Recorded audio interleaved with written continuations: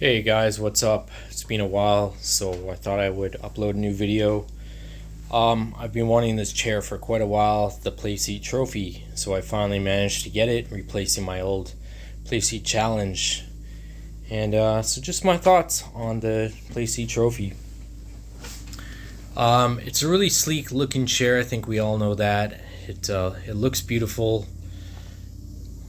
It's really portable. It's really easy to move in and out of the space you need, which in my case is what I need to do. I need to slide it back and forth into my little racing space, and it moves very easily. I'm on some wooden floors here, so easy enough. And if you're on carpet, you can just lift it up, and fairly easy. It's aluminum frame, so it's quite light, even with your wheelbase and whatever you have on it.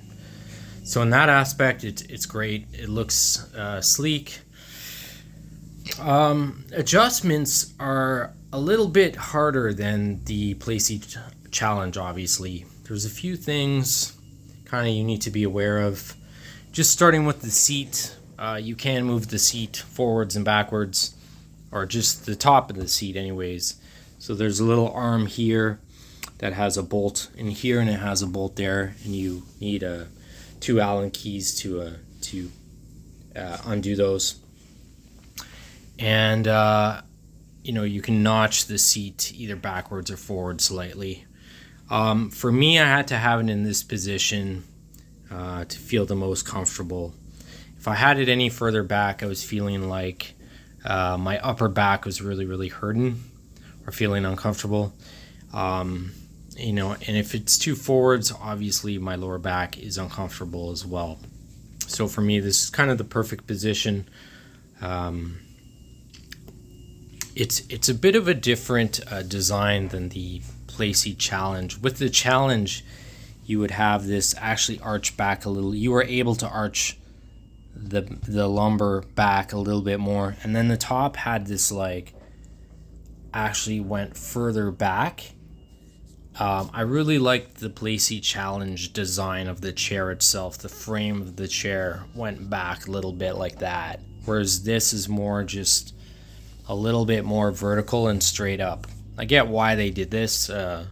It looks beautiful this way, but I personally like the Playseat Challenge frame of the chair design better. That being said, the pedal deck, or wheel deck, is fine. It's very similar to the Challenge, except you've got these heavy duty bolts, M8 bolts on each side. There's enough holes. You can drill more if you want. I've got an Ace-Tech base coming, so I've actually drilled a few more holes in there, and it should work. It's a bit tricky with the chair and getting everything lined up correctly. I guess it is in any rig. You need to take your time, and you have the factor of your back feeling the best it can be. Then you want your wheel deck to be perfectly not too far away from your hands, and then you also want your pedal tray to be right where you want it to. So there's three things you're trying to always position the best, right? The most difficult thing, in a sense, for me was getting the Huizenfeld with the Huizenfeld base plate attached to the wheel deck. Now, this was a real pain in the ass because the way I have it set up here, I like my legs to drop down a little bit more, like a GT position. They feel more comfortable that way. When I have my legs raised more, it's a nice feeling, but I feel they cramp up a little bit more. I'm going to experiment, but for me, I like to be more the GT position, so I like to have my pedals a bit lower. And just attaching anything with a base plate to the pedal deck is really tricky, because with the Playseat Trophy, it's got this part that extends vertically, right? So just to get your fingers in between the pedal deck and the base plate is next to impossible. It's not going to happen. So the only way you can really do it is taking this whole thing off, which isn't difficult, and then either going at it from the front and putting 2 bolts in there, or taking this part off, which you can do with most base plates, and doing it that way. But if you're wanting to put a screw in between here, it's not gonna have it's gonna be really, really tricky to get your hands in there. So you kind of got to get creative. Coming at it from the back, there's also this extend downwards, so there's no way you're getting your fingers in there. It would have been better if Husenfeld just left this open. That way you could maybe reach in there, and but it is what it is. Again, if you take the pedal deck off, and that way you can, I would suggest get somebody to help you, and then you can kind of try to drop it in with a few screws, and you'll get it eventually, but it was a major pain in the ass. The other thing with this pedal deck too is you can raise it obviously and lower it, but if you do raise it, this will bring the entire pedal set back, right? And if you lower, so and vice versa, if you lower it, it'll go forwards, right?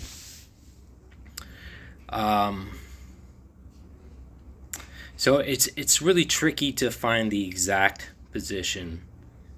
For me, this kind of works really, really well, but I'm still not as comfortable as I was with my Playseat challenge.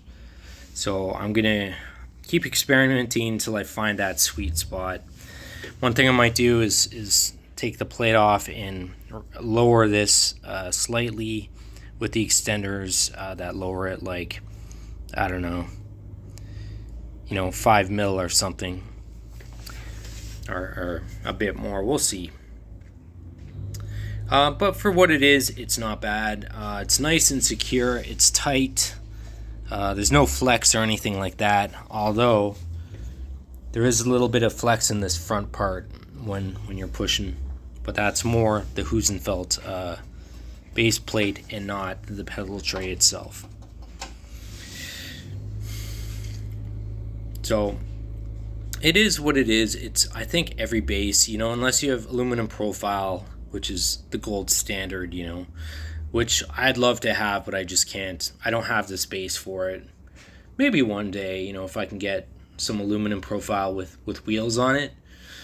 But then you're going to have to lock the wheels in place every time, and it's bigger, it takes more space, and my wife is not crazy about the look of aluminum profile either. It's hard enough just to get her to let me have this, although she supports racing and all that stuff, but she likes what she likes. So yeah, all in all, it's a pretty good chair. I'm still getting used to it. Once I get this Acertec base, I think it's going to be more tricky to line up the wheel completely with the chair, but I do have the extender, so it's like working on a real car in a sense. You can fiddle with it forever till you find the perfect position, I think. Oh, and I should probably talk about the base shakers I mounted. So I initially mounted these shakers I bought specifically for this chair, and I bought an Etsy mount that's made for this diameter, and I secured it with these metal, whatever they're called, belt things. And it's nice and snug. That's not moving an inch.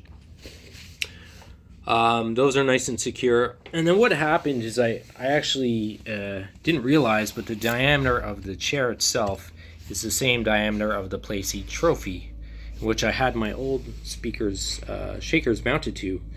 So I said, wait a minute, why don't I just mount my old shakers directly to the seat frame of the trophy? And that gives you an even better shake, right? Because it's mounted directly to the frame and not just to the overall larger tube frame here. So these offer a different kind of feeling. It's almost like your whole car is shaking with these, whereas these, it's more isolated to the frame. Personally, I like this feeling a bit more, but this is still great. It still works very, very well. You know, and if you want, you can get this mounted to this, but you just need a different diameter 3D printed bracket there. But for now, I'm going to leave them both on. I might tilt this one so that it's kind of sideways there and see if that offers a better shake, because that'll vibrate on the side in which the seat frame is connected to right now, right? Because right now it's shaking the top, right? So yeah, stuff to play around with. Like I said, you know, it's endless, and just enjoy what you're doing. Don't stress too much. Eventually I want to get some Bluetooth headphones. Kind of my goal is to cut down on all the wires, which is tricky. You know, if you're like me and you got a lot of Sim Hub stuff, and I've got my Stream Deck. This is a wire I really want to get rid of.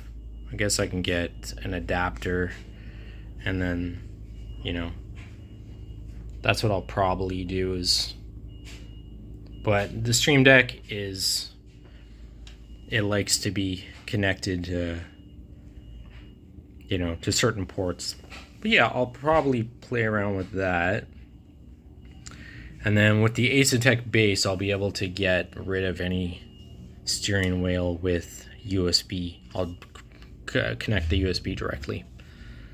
So that's it for now. That's my Playseat trophy. Would I recommend it over the Playseat challenge? This is what I will say about that. If you're using a big, fat, heavy direct drive base like Asetek or SimMagic Alpha, I've never held the SimMagic Alpha. I don't know how big it is, but I imagine it's heavy.